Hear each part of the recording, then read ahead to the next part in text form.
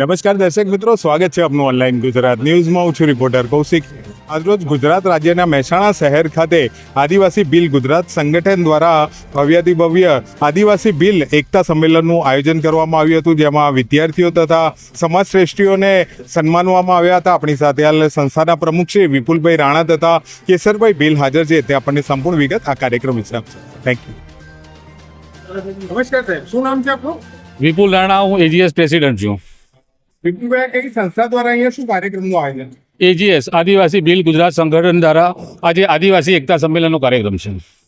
આજે સમગ્ર દિવસ દરમિયાન અહીંયા શું શું કાર્યક્રમો યોજાવાના? આજે એજીએસ સંસ્થા દ્વારા ગુજરાતના તમામે ખૂણે ખૂણાથી આવેલા બાળકોને ચોપડા વિતરણ, તેજસ્વી તાલાઓને મોમેન્ટો આપવામાં આવશે અને જે સમાજના પદાધિકારીઓ છે એમના થકી બાળકોને પ્રોત્સાહિત કરવામાં આવશે.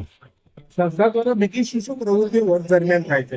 સંસ્થા દ્વારા શિક્ષણને અમે બાળકોને પ્રોત્સાહન આપી રહ્યા છીએ, સ્ત્રી સશક્તિકરણ કરી રહ્યા છીએ, સમાજમાં રોજગારી ઊભી થાય એના માટેના પ્રયત્નો કરી રહ્યા છીએ અને સમાજ સંગઠિત થાય, શિક્ષિત થાય એવા પ્રયત્નો કરી રહ્યા છીએ.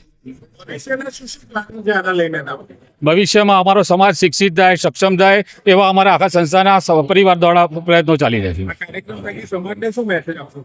કાર્યક્રમ થકી હું સમાજને જ કહેવા માંગુ છું કે આખો સમાજ એક થાય, એકત્રિત થાય અને એકત્રિત થશે તો સમાજની શક્તિ દેખાશે, સંગઠિત થશે અને આખો સમાજ શિક્ષિત થશે.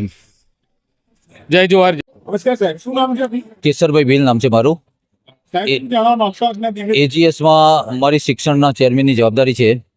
અમારું એજીએસ દરેક સંગઠન કરતાં ખૂબ અલગ કામગીરી કરવા જઈ રહ્યું છે કે સમાજના જે પડતર પ્રશ્નો છે તેને પણ વાચા આપવાનું કામ કરે છે. સાહેબે જણાવ્યું પ્રમાણે શિક્ષણ, રોજગારી તો મુખ્ય પ્રશ્નો છે, પણ એ સાથે સમાજ ઉપર થતા અત્યાચાર હોય કે સમાજને સંગઠિત કરવાની વાત હોય કે સમાજની સશક્તિકરણની વાત હોય, યુવાનોને રોજગારી માટેની બાબત હોય, એ સિવાય પણ રમતગમત ક્ષેત્રે જે લોકો પ્રોત્સાહન કરી રહ્યા છે એ લોકોને પ્રોત્સાહિત કરવા અને યુવાધનને આ જે દેશનું ભવિષ્ય છે તેને ઉજાગર કરવાનો, તેને પ્રોત્સાહિત કરવાનો અમે પ્રયાસ કરી રહ્યા છીએ.